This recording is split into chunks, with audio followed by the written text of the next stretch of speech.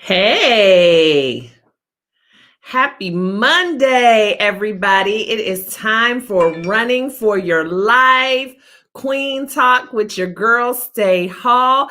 I had such a great time with y'all on last Monday. I literally could not wait to go live again today. It was so much fun. All of the interaction and the engagement with you guys, it really blessed my heart. It was so much fun. And so I have been like a little kid waiting for it to be Monday again so that I can meet with you beautiful queens once again and talk about life.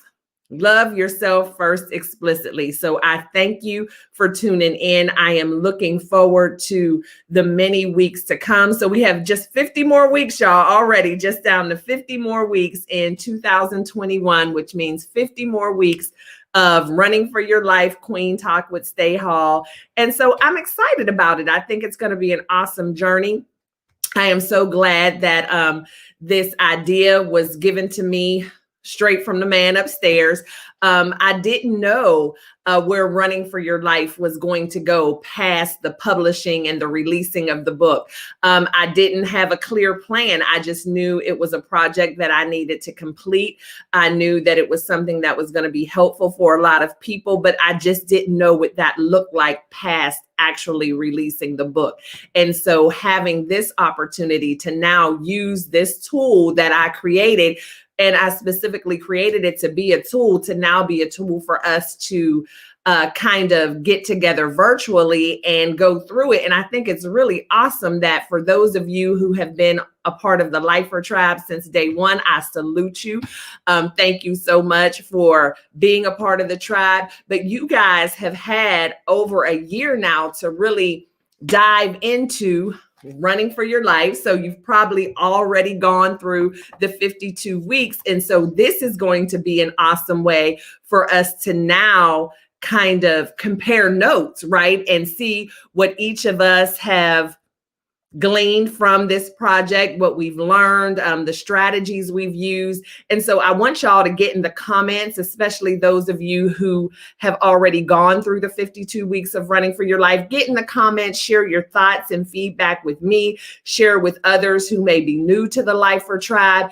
And let's just, make this a band of women, queens, who are here to uplift, support, encourage, and motivate one another through the thing that we all have in common, which is running for your life. So again, happy Monday evening to all of you. Thank you so much for tuning in. Please be sure to share the broadcast with all of the women in your life, your daughters, your aunties, your cousins, your coworkers, just anyone who you think can benefit. Please be sure to share it with them, because we really want to grow this tribe, because we are women who are about empowerment. And so let's dive into week 2.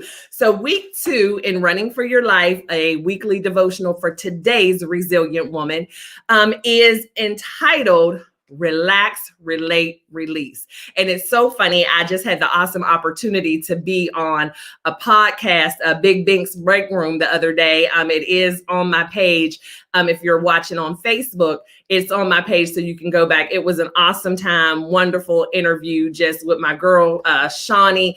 And it's funny because in our dialogue on the podcast on Friday night, Bink, who is the host of the show, or one of the hosts of the show, actually referenced the whole relax, relate, release. If any of y'all watched A Different World, that was in one of their episodes. And it was funny because he didn't even know at that time that was one of the weeks in my book, the title. And that was indeed this week that we'll be going over. So this week is about relax, relate, release. And so it's something, I don't know where that little phrase came from, probably back in the early days when Pilates and all that was becoming popular. I don't know, I'm just making that up. But I just know it's a phrase that got popular a few years ago, and you hear a lot of the relax, relate, release.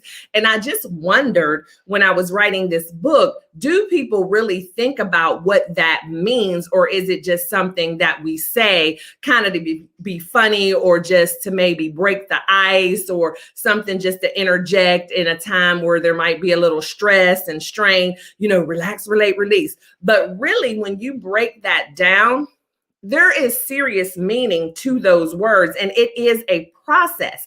And so, in running for your life, the Relax, Relate, Release week is about how we as women are so guilty many times of not following those steps of relax, relate, release. We're always trying to be there for everyone. We're trying to do all the things. We're trying to solve all the problems. And we don't take the time to relax, relate, release, and take care of ourselves. And so I reference in the book that if any of you, which most of you are probably familiar with flying, and whenever you're on a flight and the flight attendant gives the whole safety spiel, they talk about the oxygen mask, that if the cabin were to suddenly lose loss in pressure, that we will have the oxygen mask drop down. And when those oxygen masks drop down, you are to secure yours first before helping anyone else, before helping maybe your toddler, your newborn, before helping the elderly person sitting next to you. You are supposed to secure yours first. Again, why? Because you're selfish and you don't care about anybody else? No, it's exactly the opposite. They want you to secure yours first so that you do have the oxygen and the energy to then help other people. Because what is the point in you going around and trying to help other people and then you pass out? Now you're no help to anybody else. And now other people's attention has to focus on you because you are presenting with the most need at the time. When if you would have secured yours first, now you can be of assistance to even more people who may not be able to do it on their own. And that is something as women that we really have a hard time wrapping our brain around and putting into action, is the take care of me first. And take care of me first, not because I don't care about anyone else, not because I don't want to help anyone else. I'm taking care of me first so that when I am helping someone else, they are getting the best of me. They are getting the overflow because I have taken the time to relax, relate, and release. And so real quick, we're just going to kind of break down those three words separately. And so let's start with relax. When we talk about relaxing, a lot of people just think that relaxing is just about maybe putting your feet up on the couch and reading a good book and maybe eating a bowl of ice cream and chilling out for a minute. That's relaxation if that's what's fun for you, if that's what helps you relieve stress. But when I'm talking about relaxing in the book, I'm talking about total surrender, total just letting everything go and not having a care in the world, knowing that no matter what happens, you are completely equipped to handle whatever it is, knowing that you are destined for greatness, knowing that there will be some bumps along the road, but that's just part of the territory, but it's going to be okay. You are not concerned about growing older, which that's something a lot of women worry about. You're not concerned about what other people think, which I know that's something a lot of people worry about. You are relaxed.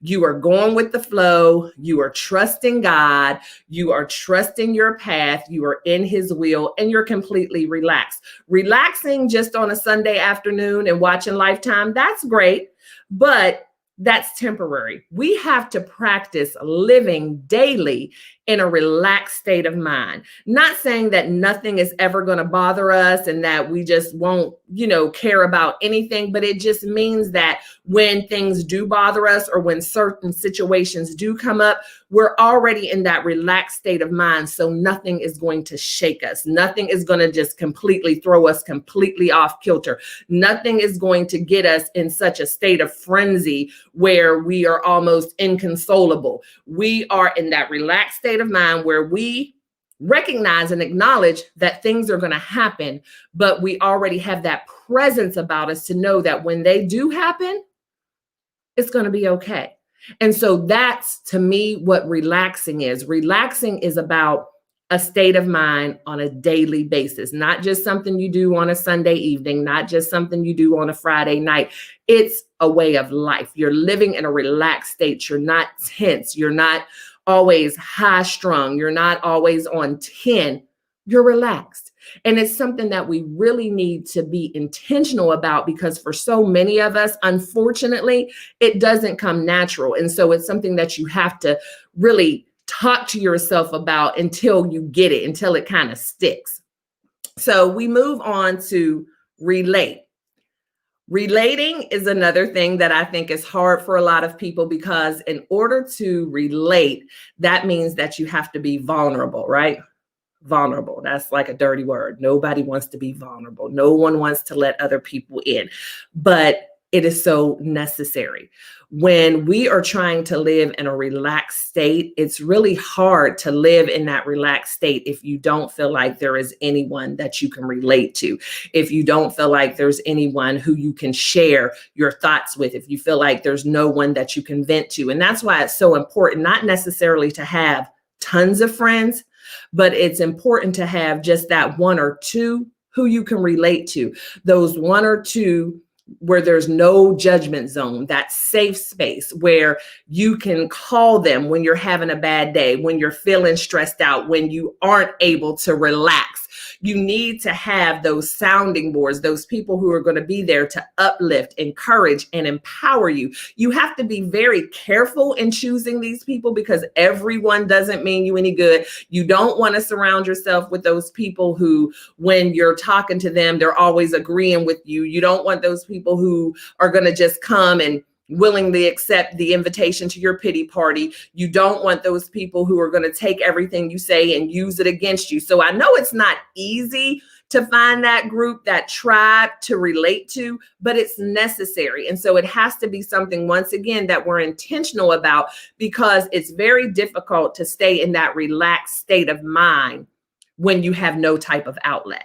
And so that's something that I really encourage us to do, is to find that group of people, whether, and when I say group, that includes you. So 3 of you, that's a group. You know what I mean? So don't worry about, oh, I don't have a lot of friends. You don't need a lot of friends, but you need to find your tribe, your sisters, who you can relate to, who understand you and will help keep you in that relaxed state of mind.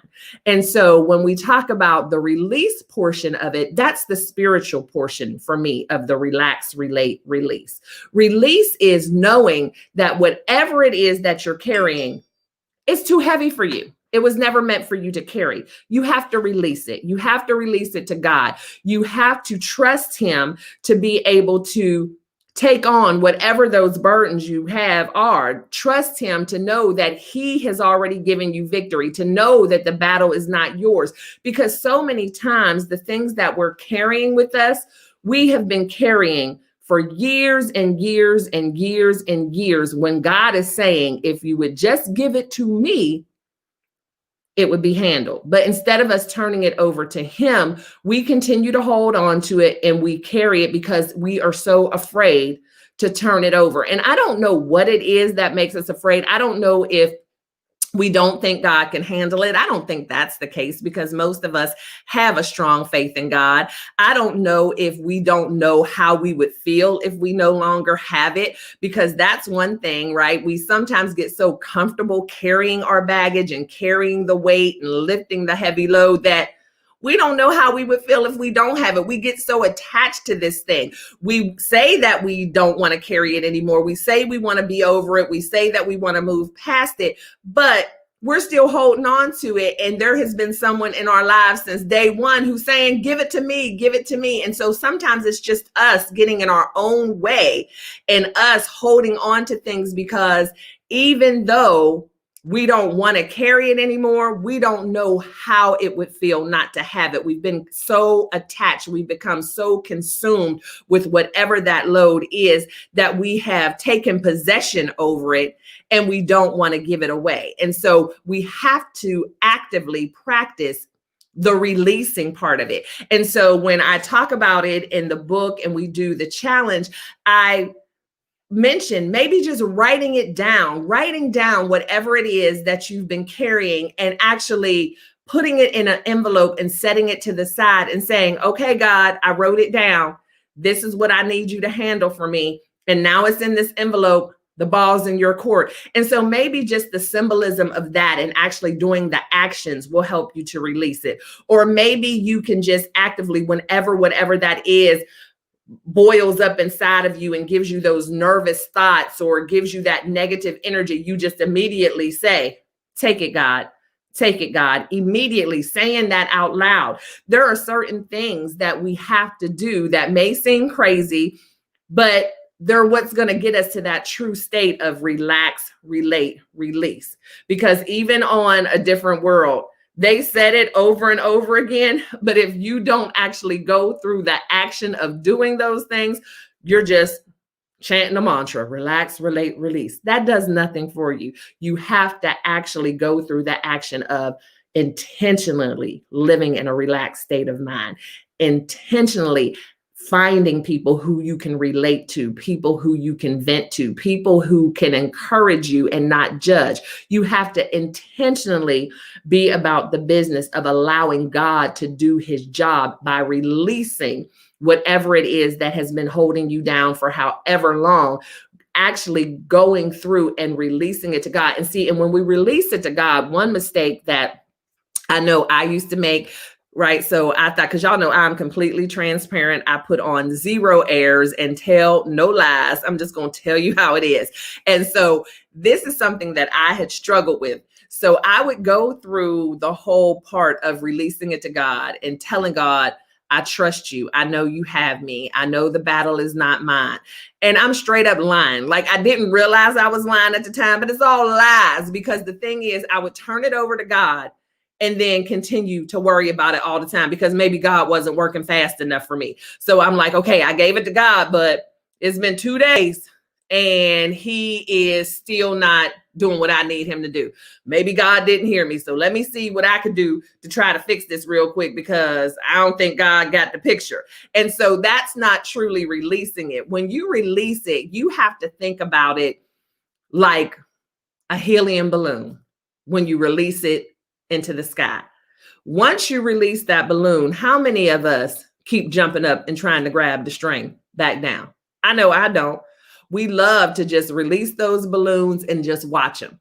Just watch them go and float away as far as they can, knowing that we're never going to see those balloons again, and we're okay with it. Well, that's the same way we need to be with whatever it is that is keeping us from being able to relax and relate. We have to release that thing to God, just like it's a helium balloon, and just let it go and never worry about seeing it again, knowing that it's gone and it doesn't belong to us anymore, and it's no longer any of our concern. That is how it has to be when you release things to God. You can't say you're going to release it and then keep trying to fix it or change it or whatever, because you know what? God don't play that. You either trust him or you don't. So if you give it to him and you keep trying to come back, he's going to let you have it. And he's not going to fix it until you truly turn it over to him, because God is not looking for that kind of partnership. He doesn't need our help in doing the things that he's already promised us to do. That is his job. That is the only thing that he wants to do for us, is to take care of us and love us. And what he requires from us is to trust him to do so. And so I challenge each of you this week, as you're going through the rest of your week, to really be intentional about relax, relate, release. When you feel yourself becoming tense, you have to think of something to counteract that. You have to keep yourself in that relaxed state, knowing that whatever it is going to be taken care of and you're going to be okay. You have to be intentional about having people in your life who you trust enough to be vulnerable with, and who you can trust to vent to, and who you can trust to give you sound advice and encouragement, and not just somebody who's going to say, oh, I understand. Yeah, that is bad. Oh, yeah, that happened to me too. You want somebody who's going to help uplift you. And then I want you to practice releasing it. And we all have some stuff to release. Like, we don't have to wait for nothing new to happen. We all know that there's something that we've been carrying since 1987 that we need to go ahead and let go of, so we can get to that next level of the wonderful life that God has for us. And these things hold us back. And sometimes you might think because they're personal, that they're not holding you back in business, or because it's something that happened in business, it's not affecting your personal life. But we're one person. So everything that happens to us affects us in every area in our lives.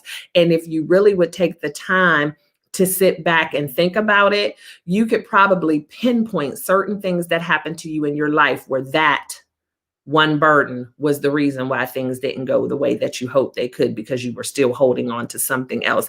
And we don't want to have a lot of those moments in our life. We want to have times of victory. We want to have times of joy. We don't want to have a lot of times that have been burdened down because we refuse to let go of something that happened to us a long time ago. Sometimes we need to just learn the lesson and keep it moving. That doesn't mean you have to carry it with you throughout. And so I just wanted to leave you guys with that. I challenge each of you to really put these things into practice and then make note of how lighter your load seems to be when you have been intentional about putting relax, relate, release into practice in your life each day. I want you to take note of how much clearer you seem to think, how much sounder you seem to sleep when you truly have put the actions of relax, relate, release into your daily life. I want you to take note of that so that you can see that it does work, that it does make sense, and that it does bring you peace and harmony in your life when you are truly able to relax, relate, release. I also, before I jump off, want to invite each and every one of you to go to www.stayhall.com. If you have not already picked up your copy of Running for Your Life, it's not too late. It's never too late. It's a tool. You can use this throughout your entire life. You can reference back to it, refresh your memory, and it's not too late to join us on this weekly Running for Your Life Queen Talk, because we still have 50 more glorious weeks to go.